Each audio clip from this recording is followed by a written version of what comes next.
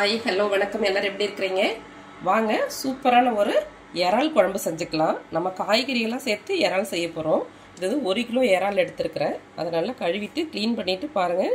நம்ம பின்னாடி உள்ள குடலெல்லாம் எடுத்து நல்லா க்ளீன் பண்ணி வச்சாச்சுங்க. வாங்க இப்போ எப்படி இறால் செய்கிறதுன்னு பார்க்கலாம். அடுப்பு ஆன் பண்ணி மண் சட்டி வச்சாச்சுங்க. ஒரு 3 ஸ்பூனு கடலெண்ணெய் சேர்த்துக்கலாம். எண்ணெய் நல்லா காயட்டும். எண்ணெய் காஞ்ச உடனே 1/4 ஸ்பூனு கடுகு சேர்த்துக்கலாம். கடுகு கொஞ்சமாக சேர்த்தா போதும். 1 ஸ்பூனு வெந்தயம் சேர்த்துக்கலாம். கடுகு வெடிக்கணும். வெந்தயம் வந்து நல்லா பொன்னிறமாக வறுபடணுங்க. கடுகு நல்லா வெடிக்குது. வெந்தயமும் நல்லா பொரிஞ்சு வந்துட்டு இருக்குங்க. ரொம்ப கருகிடக்கூடாது வெந்தயம். ஆனால் கொஞ்சம் பொன்னிறமாக வறுபட்டுச்சுன்னா அந்த குழம்பு நல்லா வாசனையாக இருக்கும். பாருங்கள், இந்தளவுக்கு வறுபட்டுச்சுன்னா போதும். இப்போ நம்ம பொடியாக நறுக்கின வெங்காயம் சேர்த்துக்கலாம். சின்ன வெங்காயம் சேர்த்துக்கோங்க. இப்போ குழம்பு ரொம்ப டேஸ்ட்டாக இருக்கும். கூடவே ஒரு கொத்து கருவேப்பிலை, ஒரு கீரைன பச்சை மிளகாய். இது வந்து வாசனைக்காக தான், காரத்துக்காக இல்லை. நல்லா 1 கப்பு வெங்காயம் சேர்த்துக்கலாம். சேர்த்து நல்லா வதக்கிக்கலாங்க.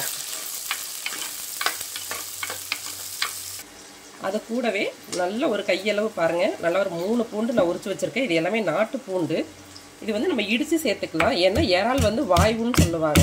அதனால் நம்ம பூண்டு நல்லா இடித்து சேர்த்துக்கிட்டோம்னா குழம்புல வாசனையும் நல்லாயிருக்கும், அதோட டேஸ்ட்டும் ரொம்ப நல்லாயிருக்கும்.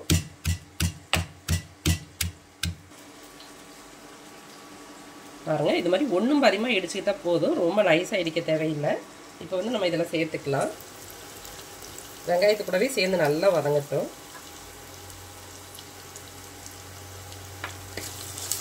சேர்த்து நல்லா வதக்கிக்கலாம். பாருங்கள், நல்ல வெங்காயம் பூண்டு எல்லாம் சேர்ந்து நல்ல ஒரு வாசனை. இப்போ வந்து நம்ம தக்காளி சேர்த்துக்கலாம். நல்ல பழமாக உள்ள தக்காளி ஒரு 3 தக்காளி சேர்த்துருக்குறேன். நல்லா புழிஞ்சு விட்டு சேர்த்துக்கோங்க.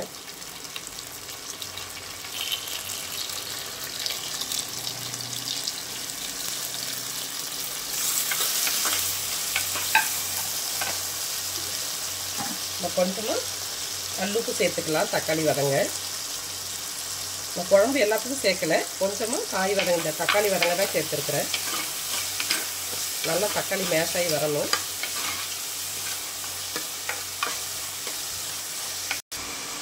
நம்ம பாருங்கள், காய்கறியெல்லாம் நம்ம அரிஞ்சு வச்சுருக்கோம். நல்லா கத்திரிக்காய் நல்லா பாருங்கள், எவ்வளோ பிஞ்சு கத்திரிக்காய். இது மாதிரி கத்திரிக்காய் 2 எடுத்துருக்குறேன். அப்புறம் முருங்கைக்காய் சேர்த்துருக்குறேன். ஒரு சின்ன வாழைக்காயை, ஒரு வாழைக்காய் தோல் சீவி சேர்த்துருக்குறேன். அப்புறம் குட்டி வந்து ஒரு உருளைக்கிழங்கு. அப்புறம் பரங்கிக்காய்ங்க. பரங்கிக்காய் ரொம்ப நல்லாயிருக்கும் இந்த இறால் குழம்புக்கு. பரங்கிக்காய், சேனக்கிழங்கெல்லாம் சேர்த்து செஞ்சோன்னா டேஸ்ட் ரொம்ப நல்லாயிருக்கும். அது மாதிரி வாழைக்காய் சேர்த்து செய்யும்போதும் நல்லாயிருக்கும் இந்த இறால் குழம்பு. எல்லாமே கட் பண்ணி நம்ம தண்ணியில் போட்டிருக்குறோங்க. காய் சேர்த்து அப்புறமா வதக்கிக்கலாம். பாருங்கள், எல்லாம் சேர்ந்து நல்லா வதங்கி வந்துருக்கு. இன்னுமே நம்ம இறாலெல்லாம் சேர்த்து வதக்கும் போது இன்னுமே நல்லா கொஞ்சம் வதங்கி வந்துக்கும். இப்போ வந்து நம்ம இறாலை வந்து இப்படியே சேர்த்துக்கலாம். முன்னாடியெல்லாம் எங்கள் அம்மாலாம் செய்யும்போது கடைசியாக தான் இறாலை போடுவாங்க. ஃபஸ்ட்டில் எல்லாம் இது பண்ணும்போது நம்ம குழம்பு இறக்க போகிற நேரத்தில் தான் இறால் போடுவாங்க. இப்போல்லாம் எண்ணெயிலே சேர்த்து வதக்கிடுறதுங்க. இது ஒரு டேஸ்ட் டிஃப்ரெண்ட்டாக இருக்கும். ரொம்ப நேரம் இறால் வந்து 2 நிமிஷத்தில் வெந்துடும். ரொம்ப நேரம் வதக்க வேண்டியதில்லை. ஒரு கிளறி விட்டுக்கலாம்.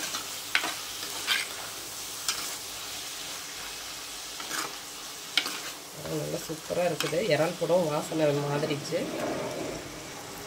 இறால் கூடவே ஒரு 1/4 ஸ்பூனு தனி மிளகாத்தூள். இது வீட்லேயே அரைச்சது தாங்க. அப்புறம் நம்ம குழம்பு மிளகாத்தூள் சேர்த்துக்க போகிறோம். இங்கே குழம்புக்கு என்ன மிளகாத்தூள் சேர்ப்பீங்களோ அதையே சேர்த்துக்கோங்க.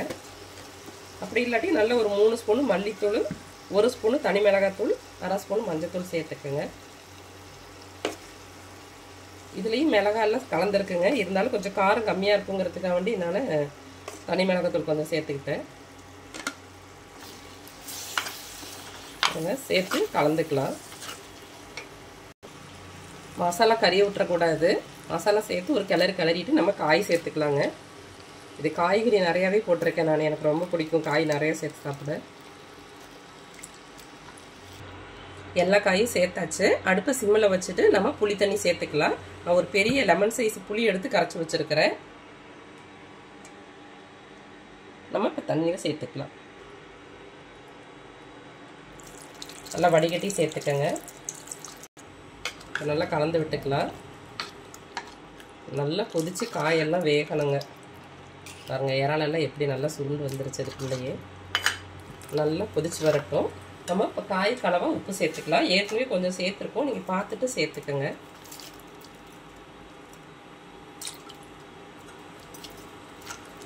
இது நல்லா கொதிச்சு வரட்டுங்க. மூடி வச்சிடலாம்.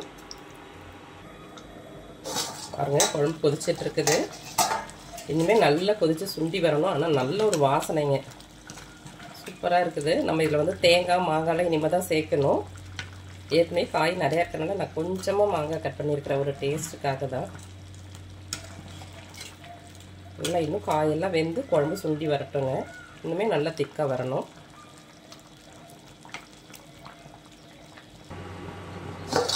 குழம்பு நல்லா கொதிச்சிருச்சு.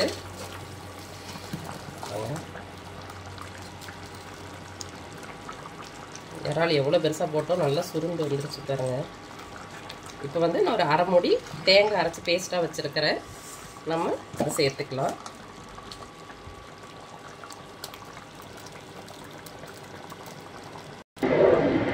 கலந்து விட்டுக்கலாம்.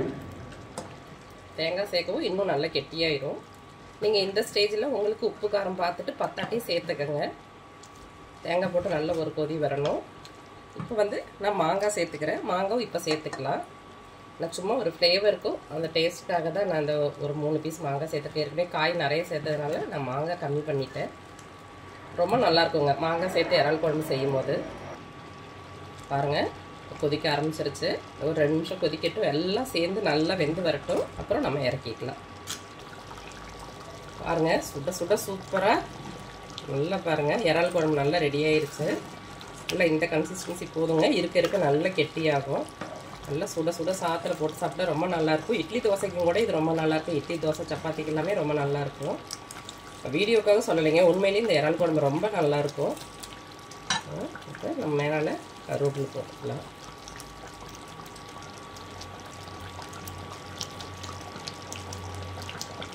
சூப்பராக ரெடி ஆயிடுச்சுங்க.